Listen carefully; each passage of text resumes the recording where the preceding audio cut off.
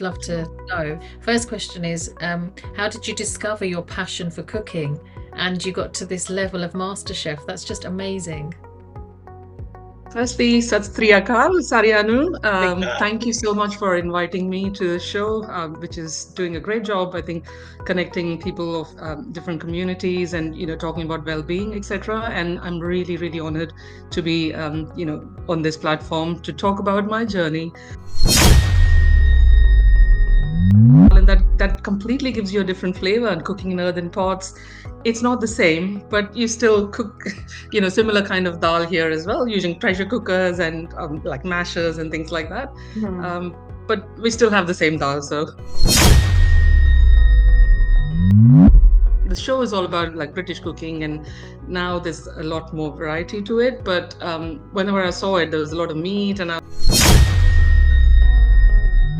feel real, because until then you're just in the process and you're talking to various people and you know that you're going, but then the minute you step in and see the MasterChef logo and the massive kitchen and Greg and John, and it's like the best feeling that you can get. Lots of great moments, especially when John said that he learned how to make coconut rice from me that day. ਸਤਿ ਸ਼੍ਰੀ ਅਕਾਲ ਜੀ ਸਾਰਿਆਂ ਨੂੰ। ਮੈਂ ਅੰਮ੍ਰਿਤਾ ਦਰਸ਼ਨ ਕੌਰ ਸੰਧੂ ਤੇ ਮੇਰੇ ਨਾਲ ਹਨ ਕੋ-ਹੋਸਟ ਅਮਰ ਕੌਰ ਸੰਗੇੜਾ, ਸਿੱਖ therapy ਦੇ ਫਾਊਂਡਰ ਹਨ ਤੇ ਸਾਈਕੋਲੋਜਿਸਟ ਵੀ ਹਨ। ਅੱਜ ਅਸੀਂ ਤੁਹਾਡੇ ਸਾਹਮਣੇ ਇੱਕ ਹੋਰ ਇੰਸਪੀਰੇਸ਼ਨ ਨੂੰ ਲੈ ਕੇ ਆਏ ਹਾਂ। ਜਿਸ ਤਰ੍ਹਾਂ ਕਿ ਤੁਸੀਂ ਸਾਰੇ ਜਾਣਦੇ ਹੋ ਕਿ ਅਸੀਂ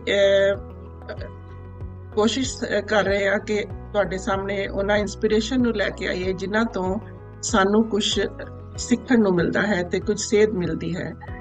ਸਾਡੇ ਨੌਜਵਾਨ ਕਾਫੀ ਜ਼ਿਆਦਾ ਸਾਨੂੰ ਮੈਸੇਜ ਭੇਜ ਰਹੇ ਹਨ ਕਿ ਉਹਨਾਂ ਨੂੰ ਸਾਡਾ ਪ੍ਰੋਗਰਾਮ ਕਾਫੀ ਪਸੰਦ ਆਇਆ ਹੈ ਤੇ ਅਸੀਂ ਬਹੁਤ ਤੁਹਾਡਾ ਥੈਂਕ ਯੂ ਕਰਦੇ ਹਾਂ। ਅੱਜ ਸਾਡੇ ਨਾਲ ਮਾਸਟਰ ਸ਼ੈਫ ਦੇ ਪਾਰਟਿਸਪੈਂਟ ਜਿਹੜੇ ਹਨ, ਉਹਨਾਂ ਦਾ ਨਾਂ ਹੈ ਯੋਗਿਤਾ ਨਾਗਾਰਾ ਜੀ।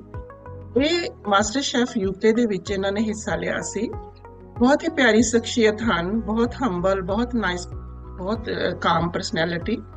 ਇਹਨਾਂ ਨੇ ਯੋਗਿਤਾ ਐਕਚੁਅਲੀ ਹੈਦਰਾਬਾਦ ਦੇ ਵਿੱਚ ਗਰੋ ਅਪ ਹੋਏ ਹਨ ਤੇ ਇਹ ਯੂਕੇ ਦੇ ਵਿੱਚ ਜਦੋਂ ਆਏ 2001 ਦੇ ਵਿੱਚ, ਸ਼ਾਇਦ ਜਦੋਂ ਇਹ ਯੂਕੇ ਵਿੱਚ ਆਏ, ਇਹਨਾਂ ਦੇ ਜਿਹੜੇ ਹਸਬੈਂਡ ਤੇ ਇਹਨਾਂ ਦੇ ਬੇਟਾ ਹਨ, ਉਹਨਾਂ ਨੇ ਇਹਨਾਂ ਨੂੰ ਬਹੁਤ ਜ਼ਿਆਦਾ ਮਾਸਟਰ ਸ਼ੈਫ ਦੇ ਵਿੱਚ ਹਿੱਸਾ ਲੈਣ ਲਈ ਇਨਕਰੇਜ ਕੀਤਾ।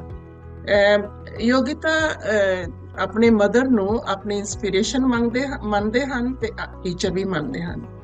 ਤੇ ਯੋਗਿਤਾ ਮਾਸਟਰ ਸ਼ੈਫ ਦੇ ਵਿੱਚ ਸ਼ਾਇਦ 40ਵੇਂ ਪਲੇਸ ਦੇ ਉੱਤੇ ਆਏ ਸਨ ਤੇ ਆਪਣੇ ਆਪ ਵਿੱਚ ਮਾਸਟਰ ਸ਼ੈਫ ਦੇ ਵਿੱਚ ਸਿਲੈਕਟ ਹੋਣਾ ਹੀ ਇੱਕ ਬਹੁਤ ਵੱਡੀ ਪ੍ਰਾਪਤੀ ਹੈ, ਕਿਉਂਕਿ ਬਹੁਤ ਜ਼ਿਆਦਾ ਪੂਰੇ ਦੁਨੀਆ ਦੇ ਵਿੱਚੋਂ ਲੋਕ ਜਿਹੜੇ ਹੈ ਉਹਦੇ ਵਿੱਚ ਹਿੱਸਾ ਲੈਣ ਲਈ ਐਪਲੀਕੇਸ਼ਨਸ ਭਰਦੇ ਹਨ, ਇੰਟਰਵਿਊਜ਼ ਦਿੰਦੇ ਹਨ ਤੇ ਉਸ ਪ੍ਰੋਗਰਾਮ ਵਿੱਚ ਹਿੱਸਾ ਲੈਣਾ ਹੀ ਇੱਕ ਆਪਣੇ ਆਪ ਵਿੱਚ ਬਹੁਤ ਜ਼ਿਆਦਾ ਵੱਡੀ ਪ੍ਰਾਪਤੀ ਮੈਂ ਸਮਝਦੀ ਹੈਗੀ ਹੈ। ਸੋ ਯੋਗਿਤਾ ਨੇ ਉਹਦੇ ਮਾਸਟਰ ਸ਼ੈਫ ਦੇ ਵਿੱਚ ਹਿੱਸਾ ਲਿਆ ਤੇ ਅਸੀਂ ਅੱਜ ਯੋਗਿਤਾ ਤੋਂ ਹੀ ਜਾਣਾਂਗੇ ਕਿ ਉਹਨਾਂ ਦੀ ਇਹ ਜਰਨੀ ਕਦੋਂ ਸ਼ੁਰੂ ਹੋਈ, ਕਿੱਥੇ ਸ਼ੁਰੂ ਹੋਈ ਤੇ ਕਿਸ ਤਰ੍ਹਾਂ ਇਹ ਯੂਕੇ ਦੇ ਮਾਸਟਰ ਸ਼ੈਫ ਦੇ ਵਿੱਚ ਇਹਨਾਂ ਦਾ ਐਕਸਪੀਰੀਅੰਸ ਰਿਹਾ। ਸੋ ਮੈਂ ਚਾਹੂੰਗੀ ਕਿ ਅੱਜ ਮੇਰੇ ਨਾਲ ਜਿਹੜੇ ਕੋ-ਹੋਸਟ ਹਨ, ਅਮਰ ਸਾਈਕੋਲੋਜਿਸਟ ਹਨ, ਮੈਂ ਚਾਹੂੰਗੀ ਕਿ ਉਹ ਯੋਗਿਤਾ ਦੇ ਨਾਲ ਕੁਝ ਗੱਲਾਂ ਬਾਤਾਂ ਕਰਨ। Thank you Amar. Hello, Yogita. Welcome to the show. It's really lovely to have you here today. So I just wanted to ask you a few questions, and it'd be great for you to kind of, would love to know. First question is, how did you discover your passion for cooking and you got to this level of MasterChef? That's just amazing. Firstly, Sat Sri Akal, Sarianu. Thank you so much for inviting me to the show, which is doing a great job, I think, connecting people of different communities and, talking about well-being, etc. And I'm really, really honored to be, on this platform to talk about my journey. So thank you to both to Amrita and yourself, Amar, to having me. Thank you. In passion, I mean, Back in 2001, I've always been interested in cooking because I've seen my mom cook in the kitchen, while I was growing back in India.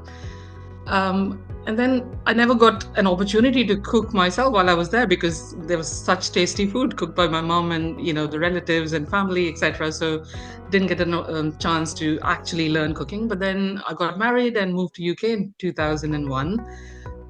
So finding the food that you had at home was not easy, and there were not that many restaurants serving traditional Indian food.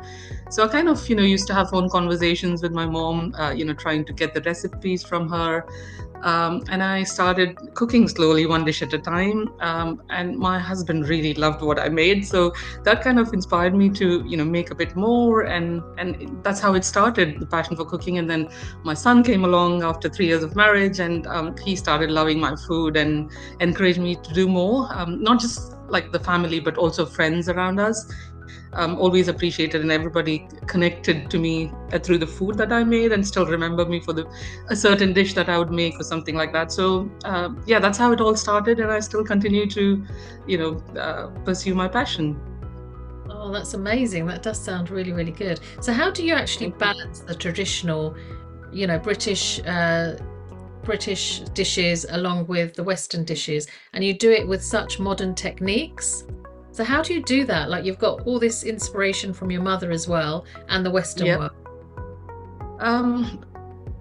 I think we need to adapt with times. Obviously, what you used to have traditionally back home, like growing up cooking on coal or using charcoal or firewood and traditional utensils, etc. You can't bring everything here now. I mean, given a choice, I would still go back to traditional cooking to get those flavors. But times have changed, so you've got to adapt yourselves. And as an example, if I have to say ferment idli batter, it was a different process, but now I use Instapot to ferment idli batter, and it still gives me the same result and fluffy idlis or crispy dosas that I want. And using blender, not the grinding stone, to make chutneys and masalas, and also fusing food. Like, you get different ingredients here sometimes, and the vegetables are like making a tandoori broccoli. Broccoli is not something that we've used to eating or never seen while I was in India. But you come here and use like new vegetables and make a bit of fusion, and then just given like traditional flavors, but equally, I think, appetizing to eat. And yeah, that's how it works for me. That is amazing. That really is. That is. Thank you. That you just kind of brought to me the whole scene of, with the chulla and, with the Yes, didn't you? Like, very it nice. put a great image into our heads, which is amazing. Yeah. And I like mean, for example, if I have to make dal, and we had something called a dal ghotni, which is like you mash the dal with a certain wooden kind of, utensil or whatever to just mash the dal, and that completely gives you a different flavor. And cooking in earthen pots, it's not the same, but you still cook, similar kind of dal here as well, using pressure cookers and like mashers and things like that. But we still have the same dal, so yeah. Yeah, that is amazing. That is really good. Amazing. Let's to us a little bit about the vegetarian cuisine. So, obviously in Asian culture, vegetarianism is big, right? So talk to us a little bit about that and how you think it's important for the Indian culture to continue having options and choices. Like you said, there has been a limitation. I mean, vegetarianism is the way forward, I guess. But traditionally, I've grown up being vegetarian because communities in India, majority of them are vegetarian. There are some, meat-eating communities as well, but it's not like how it is here in the UK. It's very different, and like I would say, 70% of them like are vegetarian and embrace vegetarianism. That's because it's easier to grow, and there's a variety of vegetables and seasonal as well, and we tend to use those vegetables which have abundant nutritional and health benefits as well. So it was easier to grow, like I said, and I think it's considered also to not harm any form of life, because if you're not kind of created it, you're not allowed to kill something and eat it, and that's how it was. But I think, like I said, you still get the same amount of nutrients and everything in the vegetarian food as well. And I think also the lack of knowledge of knowing that there's a variety in vegetarianism, because I think here people would think it's just a curry, or they're used to what you see in the restaurants. But when I came in and I introduced a lot of my like British colleagues to vegetarian food, and they were never used to eating the things that I made here. It could be South Indian or North Indian food that I would make. Like obviously, I make the stuffed aubergine in MasterChef. So not just that, like variety of rices, like you have a mango rice or a tamarind rice or a lemon rice or a pulao or a biryani. Everything could be vegetarian. So people were not used to these kind of things. So they all loved it. It's just about educating people about the variety and the nutritional benefits of vegetarianism, and there's a whole lot more to it. So I think vegetarianism is the way forward. It's also because of the impact to the environment as well, and fusion cuisine is like trending everywhere. People want to experiment with the food. So yeah, which is what I still continue to cook vegetarian food at home. Wow, that is really that's and you're right. You've mentioned a lot of things there that are really important to society and Western society too. Yeah, definitely see a lot more people becoming vegetarians now, don't you? Yeah. You mentioned MasterChef, so let's talk about it. So give me and share with us your real experiences. How did you feel? Like, that's such a massive, obviously achievement for your life to be there. And what's the most memorable moments? Talk us through that. Sure. I mean, I think I have been saying, oh, it's one of the biggest achievements. But then my son was like, what about me being born? And my friends were like, oh, does it come first and your son second? I'm like, no, that has a different place. But no, it was an amazing achievement. I've always seen MasterChef, but I did not imagine me being there, because the show is all about like British cooking, and now there's a lot more variety to it. But whenever I saw it, there was a lot of meat, and I was like, no, this is not my kind of cooking. Whether I'll be fitting in there, I wasn't sure. I would enjoy watching it, and that's about it. And I learned a lot watching the show as well, in terms of the modern techniques, like you mentioned, and the cuisine. There's so much more to British cuisine, which I wouldn't have known if I hadn't watched the show, because I don't personally eat meat, but it's nice to learn new things. So it just happened that last year I was like I had taken up voluntary redundancy from my company. So I had a bit of time, and I was watching Celebrity MasterChef, and my son was like, "Why don't you apply this time? You have time to do it, and you're good at it. Why shouldn't you do it?" So, and I was turning 50 as well. So I said, maybe something, to remember if I do this and if I get through. Honestly, when I was applying, I don't think I expected myself to be there. But just before applying, I was actually doing reels. My son went to university, and I had a bit of time in the evenings, and I cook fresh food every day. So I thought, why not record and like make reels of this and keep it there? If anyone wants to learn what I do, the recipes, etc., it's all online, and I don't have to write them down. So I started that a few months before applying for MasterChef. So when I applied, it probably came across that I had passion for cooking, because I've been doing these things. And so yeah, I was really, really pleasantly surprised when I got a call that they're considering me, and had an interview. And it's a long process. It takes a lot to get to the stage that I was. Thousands of people apply, and to think that I'm one of the 54 people that got through, really amazing. I just went in to showcase what the traditional cooking I'm used to, and my roots, and vegetarianism. But obviously the format of the show is such that there are amazing cooks out there, so no regrets whatsoever. I was just pleased just to be there. So yeah, that's how it started, the journey. And great experiences. I mean, stepping into the kitchen itself, it makes it feel real, because until then you're just in the process, and you're talking to various people, and you know that you're going. But then the minute you step in and see the MasterChef logo and the massive kitchen and Greg and John, and it's like the best feeling that you can get. Yeah, lots of great moments, especially when John said that he learned how to make coconut rice from me that day. And I was like, wow. And also, Greg kept coming to like take some of the aubergine gravy from the pan itself, and I was like, wow. So he does like it. He came back a few times to taste the gravy. So yeah, there were lots of moments, but yeah, meeting new people. But these were some of the special moments I'll cherish and keep with me forever. Wow, that is amazing. That really is. Thank you for sharing that.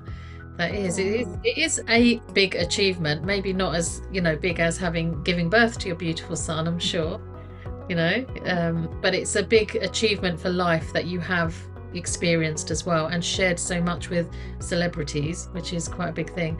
What would you say is the dispelling misconceptions about Indian food? Like they say, fish and chips and an Indian takeaway is the top takeaways in the UK, don't they? What do you feel the misconceptions people hold? I think a lot of it is based on not knowing what's available out there, and the cooking and the recipes, etc., and the use of the vegetables that we have in abundance. And the curry houses served a curry, which was for the British palate, but that's not all Indian food. I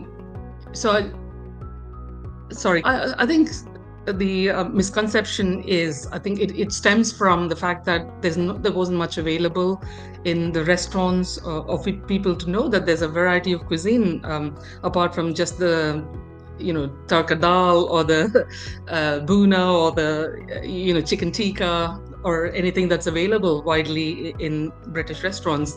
So, and also I think people think that curry or Indian food is spicy and it takes a lot more time to cook, but that is not the case. We all know every state in India, every region has its own cuisine and their own recipes that they take forward, and not every food has to be spicy, and it's not time consuming, and I can make several dishes within like 10-15 minutes, to keep it simple, flavorful, and yet not lose anything to do with the traditional cuisine. So like I said, it's about educating people that there is a lot more to Indian food than just what you see outside. But saying that, I think right now the food scene in Britain is evolving, and there's so many traditional, like a Kashmiri restaurant or a South Indian restaurant or a Punjabi and Gujarati have been there all along because of the large communities in Britain. But now you see like local cuisine coming in, like a Hyderabadi biryani, or a Bengali dish, or there's so much variety to it. So I think a lot is happening, but there is a lot more to do as well. So yeah.